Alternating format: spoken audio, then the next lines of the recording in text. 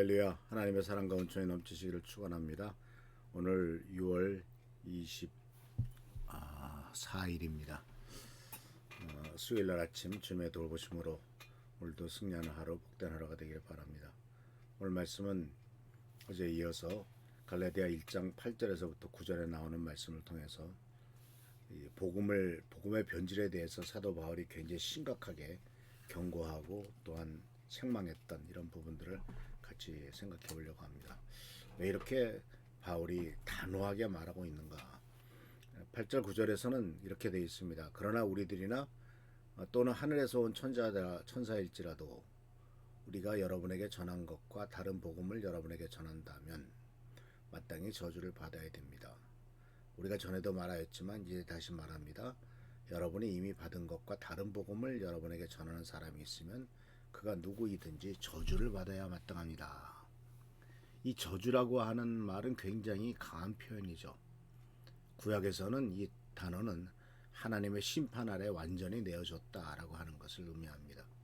히브리어는 헤렘이라고 하는데 그 신약에서는 이제 아나테마 헬라어로서 하나님의 정죄와 저주 아래 있는 상태에 놓여 있는 것을 보게 됩니다. 근데 놀라운 것은 사도 바울은 이 단어를 그 다른 복음을 전하는 사람들에게만 해당된 것이 아니라 8절에서도 우리들이나 라는 말을 썼습니다. 그러니까 이 바울은 이 저주를 바로 자기 자신에게도 적용했다는 말입니다. 그렇기 때문에 이것은 감정적인 분노가 아니죠. 다른 사람들만을 향한 분노가 아니라 자기 자신이나 심지어는 하늘에서 온 천사라 할지라도 라는 말을 통해서 복음의 본질을 지키기 위해서 얼마나 영적인 단호함이 필요하냐 하는 것을 보여주는 것이죠. 그래서 복음은 어떤 권위자도 수정할 수 없습니다. 사도도 전통도 복음을 변경할 수 없습니다. 복음은 그 자체로 완전하고 충분하다라는 것이죠. 그런데 이단들은 이런 것들을 충분하지 않다라고 얘기를 하죠. 바로 예수님이 십자가에 달려 돌아가신 것은 바로 실패한 것이다 라고 이런 식으로 이제 해석을 해서 복음 자체가 충만하지 않고 그렇기 때문에 내가 바로 새로운 복음이다, 내가 바로 예수다, 이런 식으로 얘기하는 것들이 바로 이단들의 술책인 것을 보게 됩니다. 근데 여기서 보면 사도 바울은 두 번이나 바로 저주란 말을 했죠. 8절에서도 9절에서도 이것은 강조를 위한 수사법입니다. 전에도 말하였거니와 라고 하는 이것은 바로 갈라디아를 쓰는 시점 이전에도 이미 경고했고, 이런 경고는 여러 번 사도 바울로부터 간 것을 보게 됩니다. 그것은 무엇을 의미하냐면 이러한 위험이 새로운 것이 아니라는 것이죠. 이미 전에도 바로 이 가능성, 가짜 복음이 전해지고 다른 복음이 전해질 가능성을 예견하고 경계한 것을 보게 됩니다. 그런데 그러한 경계와 예견이 있음에도 그런 일이 일어났고, 이중적인 저주는 복음 변질의 심각성을 강조하는 바로 사도 바울의 영적인 걱정이다, 격정이다라는 것을 보게 됩니다. 근데 왜 이 복음 변질이 이렇게 심각할까? 왜 복음이 변질되면은 어떤 문제가 생기길래 이러한 심각한 그 사도 바울의 경고가 있었을까요? 말씀에 보면은 복음이 변질되면 구원의 기초가 무너지죠. 구원은 은혜가 아니라 행위에 근거하게 되면 그리스도의 십자가는 충분하지 않은 것이 됩니다. 그래서 내가 하나님의 은혜를 패하지 아니하노니 만일 의롭게 되는 것이 율법과 행위로 말미암았으면 그리스도께서 헛되이 죽으셨다라고 갈라디아서 2장 21절에 말하고 있고, 5장 4절에서는 더 강력하게 말하죠. 율법 안에서 의롭다함을 얻으려 하는 너희는 그리스도에게서 끊어지고 은혜에서 떨어진다다. 즉 구원의 기초는 은혜에 있고 하나님의 예수님의 십자가에 있지 바로 율법이나 행위에 있지 않다. 그리고 또 복음이 변질되면 하나님의 이미지가 왜곡되죠. 은혜의 하나님이 조건부로 사랑하시는 하나님처럼 보이게 됩니다. 이것은 이방신들의 이미지로 보여주는 것이죠. 이방 종교에서 신들은 악한 신도 있고 선한 신도 있지 않습니까?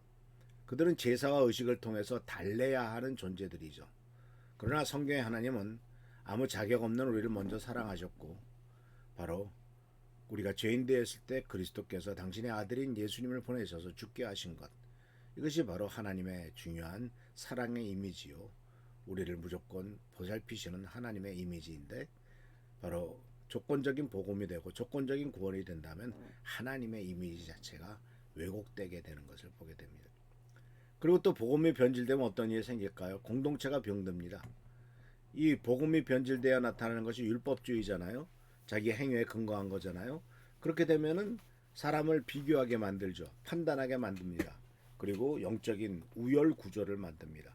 누구는 영적으로 더 신령하고 누구는 그렇지 않고 이렇게 나눠버리게 된다면 사실 하나님께서 원하시는 초대교회 공동체나 올바른 믿음의 공동체가 하나가 되지 않고 갈등 안에 빠지게 되겠죠. 그래서 갈라디아 5장 15절에서 사도 바울은 경고했죠. 만일 서로 몰고 먹으면 피차 멸망할까 조심하라. 비교와 경쟁의 영이 들어오면요. 공동체는 은혜의 공간이 아니라 성과를 경쟁하는 종교적인 시장이 되는 것을 보게 됩니다. 그리고 마지막으로 복음이 변질되면은 성도들의 내면이 묶여버립니다. 그러니까 자유를 누리기보다는요. 죄책감과 두려움과 열등감과 완벽주의에 시달리게 되는 거죠. 예수님께서 요한복음 8장 36절에 그러므로 아들이 너희를 자유롭게 하면 너희가 참으로 자유롭게 자유하리라 라고 하는 이러한 약속의 말씀, 또 진리를 알지니 진리가 너희를 자유롭게 하리라 하는 이 약속의 말씀은 오직 예수님 안에서 가능한 것이고 또 이러한 것을 통해서만 참된 자유, 즉 복음 안에서만 경험하는 참된 자유를 누리게 되는 것입니다.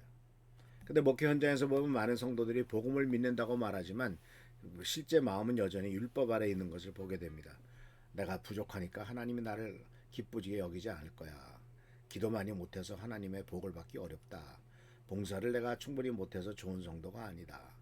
또는 내가 큰 죄를 졌으니 하나님께 쓰임받기 어렵다. 이런 생각은 겸손한 것처럼 보이지만 때로는 복음에 대한 불신일 수 있다라는 거죠. 복음은 죄를 가볍게 하진 않습니다. 그러나 복음은 죄인에게 그리스도 안에서 새로운 시작을 줍니다. 참된 복음은 죄책감을 주는 게 아니라 죄책감에 가두지 않고 회개하고 새로운 삶으로 나가도록 인도하죠. 또 복음은 우리로 방종하게 하지 않고 사랑으로 순종하게 하며 우리를 비교하지 않고 감사하게 합니다. 또한 우리를 종으로 만들지 않고 하나님의 자녀로 세운다는 사실을 기억하면서 참된 복음, 이 복음이 왜곡되지 않도록 다른 복음에 귀를 기울이지 않는 우리가 되기를 축원합니다.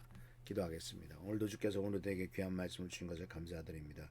참된 복음이 우리의 마음을 자유롭게 하고 또한 그 은혜 가운데서 감격하게 하고 새로운 힘과 능력을 성령의 충만함을 얻을 수 있을 줄 믿습니다. 주여 우리들과 함께해 주시고 지키시고 보살피시고 축복하옵소서. 예수 그리스도의 이름으로 축복하며 간절히 기도하옵나이다. 아멘. 오늘도 주께서 축복과 능력과 은총과 은혜로 함께 하시길 축원합니다. 할렐루야 축복합니다.